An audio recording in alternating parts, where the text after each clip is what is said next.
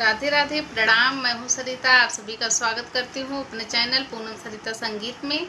कैसे हो आप सब लोग, कमेंट में ज़रूर बताइएगा। आप सभी के बीच में मैं आज गारी गीत लेकर आई हूँ। बस गारी गीत गाने के लिए है। गारी गीत में कोई भी अश्लीलता शब्द यूज नहीं किया गया है। आप लोग बिंदास वीडियो को फुल वॉच कीजिएगा। कैसा लगा कमेंट में ज़रूर बताइएगा। धन्यवाद। चला भरी आई, चला भरी